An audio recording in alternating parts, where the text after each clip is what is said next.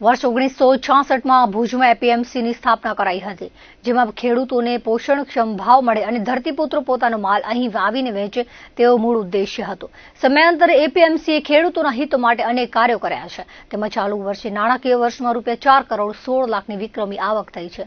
છેલ્લા 5 વર્ષની સરેરાશ આવકમાં 30% વધારો થયો છે। આ અંગેની વિગતો આપતા ચેરમેન હઠુભા જાડેજાએ વિગતો આપતા જણાવ્યું હતું કે ગત નાણાકીય વર્ષમાં 4 કરોડ 16 લાખની વિક્રમી આવક થઈ છે। અગાઉ સમિતિના મહેકમનો ખર્ચ 57% હતો, પરંતુ આવકમાં વધારો થવાના કારણે ઘટીને 37% થયો છે। એપીએમસીએ ધરતીપુત્રોને વધુમાં વધુ ફાયદો થાય તેના માટેના પ્રયત્નો હાથ ધર્યા હતા। આવનારા વર્ષોમાં હજી વધુ સુવિધાઓનો ઉમેરો કરવામાં આવશે અને અહીં આવતા ખેડૂતોની સુવિધામાં વધારો થશે તેવી ખાતરી આપી હતી। વર્ષ 24-25માં એપીએમસીમાં 1 કરોડ 16 લાખ રૂપિયાની આવક થઈ છે।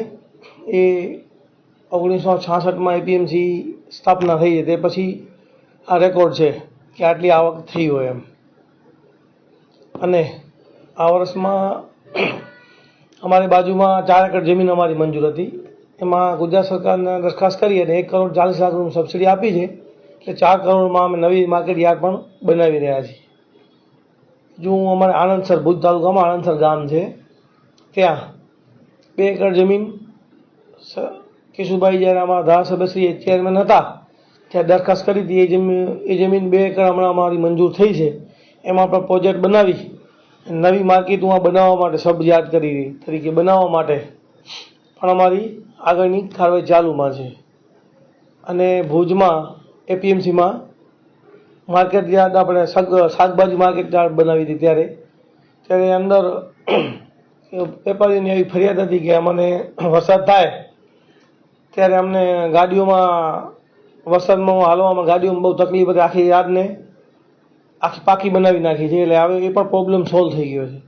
અને આવકમાં તો અમને કર્મચારીઓનો બહુ સહકાર મળ્યો છે। કર્મચારીઓ બધાનું આભાર માનું છું અને બોર્ડનું પણ અમને સહકાર મળ્યું, તે બદલ બોર્ડ આખાનું એપીએમસીના બધા ડાયરેક્ટરનો હું પણ આભાર માનું છું। વધારામાં ગુજરાત સરકારમાં અને ભારતીય જનતા પાર્ટીના બધા પ્રતિનિધિ, કચ્છ જિલ્લાના પ્રમુખ શ્રી દેવજીભાઈ, એમપી શ્રી વિનોદભાઈ, ધારાસભ્ય શ્રી ભુજ કેશુભાઈ પટેલ, બધાનું સાથ સહકાર મળ્યો તે બદલ હું આભાર માનું છું। અને જે પણ કામ થયા છે અને એપીએમસી વધારામાં વધારે આજે આવક થઈ છે, એમાં બધાનું સાથ સહકાર મળ્યો છે, એટલે બધાનો પણ હું આભાર માનું છું।